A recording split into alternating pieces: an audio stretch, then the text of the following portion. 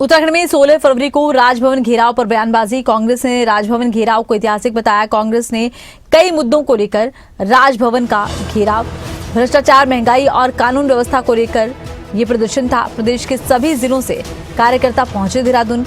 BJP ने कांग्रेस के प्रदर्शन पर निशाना भी साधा। कांग्रेस का घेराव मुद्दाहीन था। बीजेपी की तरफ से कांग्रेस पर निशाना साधा गया। बीजेपी ने कहा कि कांग्रेस का घेराव मुद्दाहीन था, कांग्रेस के पास मुद्दे ही नहीं है।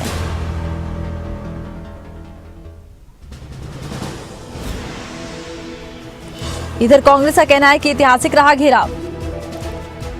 16 फरवरी को राजभवन घेराव पर बयानबाजी। कांग्रेस का कहना है कि ऐतिहासिक घेराव। बीजेपी का कहना है कि कांग्रेस का घेराव मुद्दाहीन रहा। सभी जिलों से कांग्रेस के कार्यकर्ता देहरादून पहुंचे और घेराव में हिस्सा लिया। बीजेपी ने कांग्रेस पर साधा निशाना कि मुद्दाहीन रहा ये घेराव। कांग्रेस से राजभवन का घेराव क्या? कांग्रेस की तरफ से कहा जा रहा है कि राजभवन का घेराव उनका सफल रहा है। इधर बीजेपी का कहना है कि मुद्दाहीन घेराव कर रही है कांग्रेस। सभी जिलों से यहां पर कांग्रेस के कार्यकर्ता पहुंचे और घेराव में हिस्सा लिया। कांग्रेस पार्टी आपने देखा किस तरह से यहाँ पर अराजक कर रही है। हर तरह से, चाहे अपराधीकरण की बात हो, चाहे हमारा मनरेगा की बात, गरीब लोगों की रोजी रोटी छीनने की बात, हर तरह से आज उत्तराखंड में, चाहे हम भ्रष्टाचार की बात करें, चरम सीमा पर आज इतना पिछड़ चुका है उत्तराखंड।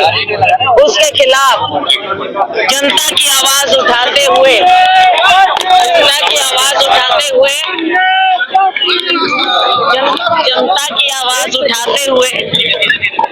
कांग्रेस पार्टी सभी नेता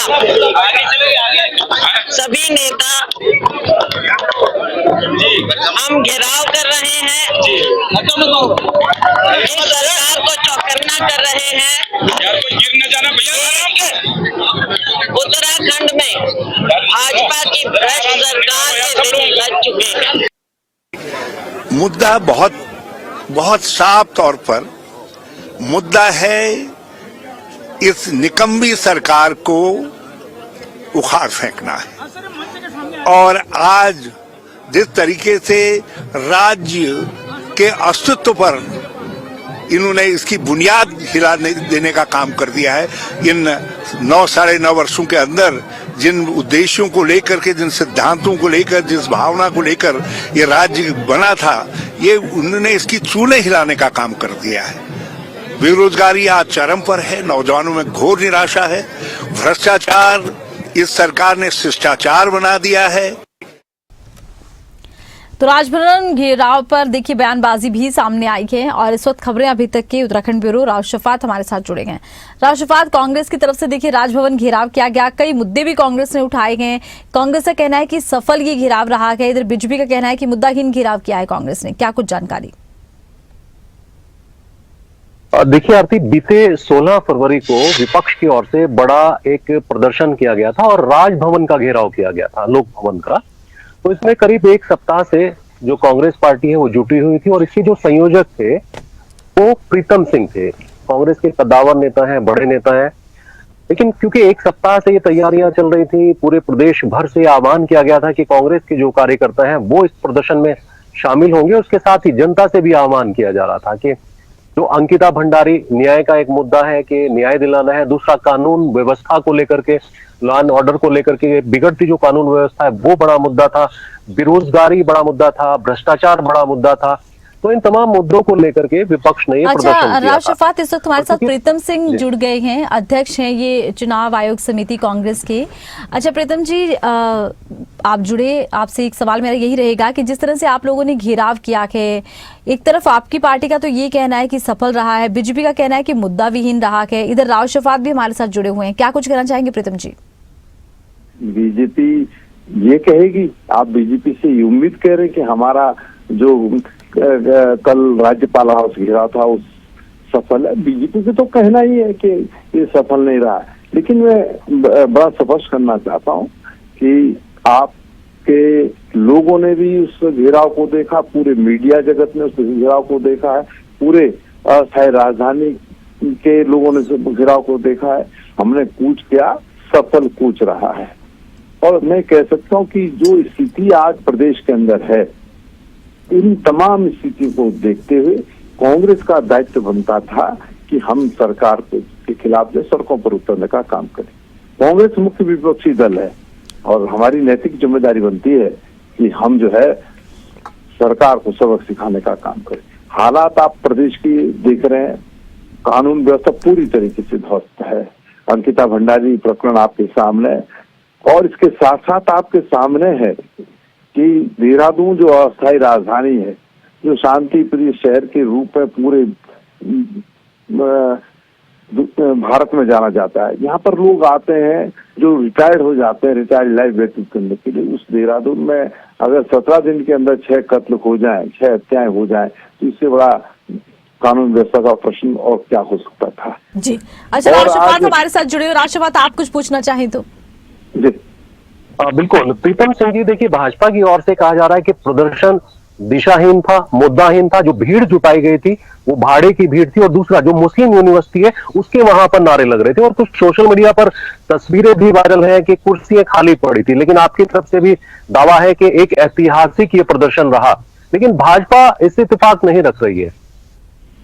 मैं राव साहब, मैं आपसे कहना चाहता हूँ, क्योंकि कल के जो हमारा राज्यपाल से घेराव था उसको सबने देखा, मीडिया जगत ने भी तो सबने देखा है, और मैं कह सकता हूँ कि ये ऐतिहासिक घेराव था और इसमें हमने तमाम उन विषयों को उठाने का काम किया जो आज इस प्रदेश के अंदर घटित हो रहे हैं। अब बीजेपी क्या कहती है, कहाँ भाड़े की भीख लाने का काम भारतीय जनता पार्टी का है। वो जब इनके प्रधानमंत्री या गृह मंत्री आते हैं तो बिजनौर से भी, मुरादाबाद से भी, सहारनपुर से भी भीड़ मंगाते हैं। कांग्रेस के लोग इस प्रदेश के अंदर इतने मजबूत स्थिति में है कि हमने प्रदेश के लोगों के साथ मिलकर के, कांग्रेस के लोगों के साथ मिलकर के इस कूच को जो सफल बनाने का काम किया है। और हमारे नेता भी जब आते हैं, राहुल गांधी जी आए या खड़गे जी आए या सोनिया जी इस प्रदेश में आते, तब भी हम सहारनपुर, बिजनौर और मुरादाबाद की ओर देखने का काम नहीं करते हैं या हिमाचल की तरफ देखने का काम नहीं करते हैं। हम जो है उत्तराखंड के लोगों को वो जो है आते हैं और हमारे नेताओं का स्वागत करने का काम करते हैं। तो बीजेपी तो कहेगी। बिल्कुल प्रीतम जी, क्या 2027 की झलक इसको मान सकते हैं? जो बड़ा प्रदर्शन आप कह रहे हैं कि ऐतिहासिक भीड़ आपने जुटाई है, क्या चुनाव के मद्देनजर इसको देखा जा सकता है कि 27 में कांग्रेस की जो स्थिति है वो मजबूत रहने वाली है? नहीं, देखिए 27 की स्थिति तो मजबूत इसलिए रहेगी कि आम जन जो है भाजपा के चाल चरित चेहरे को पहचान चुके हैं और आम जन चाहते हैं कि वो समय आए जब इस सरकार को हम सबक सिखाने का काम करें, और वो समय 2027 में आएगा। हाँ, ये मैं कह सकता हूँ कि कल के घेराव से हमने सरकार को घेरने का काम भी किया और भारतीय जनता पार्टी और सरकार की ताबूत में कील ठोकने का काम किया है। हम लगातार 2027 तक जो है पूरे प्रदेश के अंदर जगह जगह जाकर के सरकार की जो नाकामियां हैं उसको आम जन के बीच रखने का काम करेंगे। अब प्रीतम जी, ये कामयाबी तो आपको मिली कि बड़े जो नेता हैं वो आपके आह्वान पर एक प्लेटफॉर्म पर नजर आए, लेकिन क्या ये बरकरार रहेगा चुनाव तक? क्योंकि चुनाव से पहले पार्टी के भीतर काफी फजीयत हो जाती है, गुटबाजी भी हो जाती है। क्या आप इसको संभाल करके रख पाएंगे 27 के चुनाव तक? नहीं, देखिए क्यों नहीं, कांग्रेस का एक एक कार्यकर्ता राष्ट्रीय नेतृत्व के प्रति समर्पित है। जो दिशा निर्देश राहुल गांधी जी, खड़गे जी, सोनिया जी हमको देंगे, तद अनुसार हम इस प्रदेश के अंदर कांग्रेस को मजबूत करते हुए आगे बढ़ने का काम करेंगे। ये एकता बनी रहेगी। कांग्रेस बहुत बड़ा राजनीतिक दल है जो कश्मीर से लेकर कन्याकुमारी तक हर घर में है। अब आप कांग्रेस की हम बात प्रीतम जी, एक और सवाल है, ये जो मुस्लिम यूनिवर्सिटी का एक मुद्दा सोशल मीडिया पर है, सरकार भी निशाना साध रही है, इसकी हकीकत को थोड़ा सा समझाइए कि क्या वाकई में कांग्रेस के वक्त में वो लैंड दी गई थी या सिर्फ चुनावी माइलेज लेने के लिए आरोप प्रत्यारोप तो दौर है? नहीं, देखिए, आज बीजेपी स्वयं जो है इस मुस्लिम यूनिवर्सिटी का जो जिक्र कर रहे हैं उसमें वे फंस गई है। मैं आपको कहना चाहता हूं कि पूरे देश के अंदर शैक्षणिक संस्थानों को और उद्योग धंधों को स्थापित करने के लिए सरकार जमीन देती है। 2004 में एक एजुकेशन संस्थान के लिए जमीन आवंटित की गई और मैं कहना चाहता हूं कि भाई उसके बाद 15 साल बीजेपी की सरकार रही, आपने क्यों जो है इस दिशा में जो है कोई कार्य नहीं किया? क्यों नहीं आपने उसको निरस्त करने का काम किया? अगर उसका दुरुपयोग हो रहा था तो ये जिम्मेदारी तो 15 साल में जो भाजपा की सरकार उसकी बनती है, लेकिन कुछ नहीं वो। और मैं ये भी कहना चाहता हूँ क्योंकि प्रदेश के मुख्यमंत्री बयान दे रहे हैं, मुझे बड़ा अफसोस है कि प्रदेश के मुख्यमंत्री ऐसा बयान दे रहे हैं कि मुस्लिम विश्वविद्यालय की जमीन आवंटित। दिखाएं वो दस्तावेज, दिखाएं वो कागज जिसमें ये लिखा हुआ है कि मुस्लिम विश्वविद्यालय के लिए भूमि दी गई। कुछ नहीं, दिखा नहीं सकते।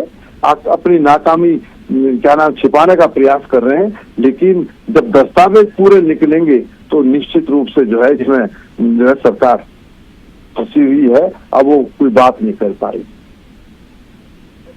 तो क्या आगे इस तरह का प्रदर्शन देखने को मिलेगा? कुछ और मुद्दे आपके हाथ में रहने वाले हैं प्रीतम जी? निश्चित रूप से आगे भी जो है इस तरीके के प्रदर्शन देखने को मिलेंगे और हम लगातार जो है पूरे प्रदेश के अंदर सरकार को जगह जगह जाकर घेरने का काम करें। शुक्रिया Pritam Singh ji. Over to you आरती जी। तो जिस तरह से यहाँ पर पूरा प्रदर्शन किया गया है, बीजेपी का हालांकि कहना है कि मुद्दे नहीं थे, लेकिन कांग्रेस का कहना है कि पूरी तरह से सफल रहा है। तो प्रीतम जी आप जुड़े, आपने अपनी बात रखी, बहुत शुक्रिया। और अब देखिए 27 के चुनावों को लेकर तैयारी में जुटी है कांग्रेस। जिस तरह से प्रदर्शन किया गया है, बड़ी संख्या में यहाँ पर कांग्रेस कार्यकर्ता पहुंचे। कांग्रेस का दावा है कि हर जिले से यहाँ पर लोग पहुंचे थे, हर जिले से यहाँ पर कार्यकर्ता पहुंचे थे जिन्होंने प्रदर्शन में हिस्सा लिया। इधर आपको ये बता दें कि भले ही कांग्रेस का ये कहना हो कि हमारा जो घेराव का कार्यक्रम है वो ऐतिहासिक रहा, लेकिन बीजेपी का कहना है कि बेवजह इन्होंने ये प्रदर्शन किया है, इनके पास मुद्दे ही नहीं है, बिना मुद्दों के प्रदर्शन कांग्रेस की तरफ से किया गया। लेकिन क्योंकि राजनीतिक हलचल प्रदेश में बढ़ गई है 27 में होने वाले चुनावों को लेकर, ऐसे में प्रदर्शन बेहद महत्वपूर्ण माना जा रहा है। अच्छा राहुल, देखिए हम ये भी देख रहे हैं कि अब 27 को लेकर कहीं ना कहीं कह सकते हैं कि अब राजनीतिक हलचल प्रदेश में तेज होनी शुरू हो चुकी है। ऐसे में कहें कि कांग्रेस ने एक तरह से तैयारी अपनी शुरू कर दी है घेराव के साथ ही। देखिए आरती, इसमें तो कोई दो राय नहीं है कि ये चुनावी एक ताकत दिखाने का जरिया भी इस प्रदर्शन को कहा जा सकता है। और क्योंकि ऐतिहासिक बताया जा रहा है इस प्रदर्शन को, हालांकि देखिए भीड़ थी और जो आह्वान था एक सप्ताह पहले से तैयारी थी, तो इस तैयारी का एक नतीजा देखने को मिला कि काफी संख्या में प्रदेश भर से कार्यकर्ता आए थे। लेकिन अब क्योंकि 16 फरवरी तो बीत चुका है, धरना प्रदर्शन भी बीत चुका है, लेकिन इसके जो आरोप प्रत्यारोप है वो लंबे समय तक कायम रहेंगे। अब कांग्रेस ने कहा कि जो कानून का मुद्दा है, भ्रष्टाचार का मुद्दा है, बेरोजगारी का मुद्दा है, बड़ा मुद्दा है, छोटा मुद्दा नहीं है। राज्य सरकार को घेरने की पूरी तैयारी भी दिखाई दी है यहाँ पर।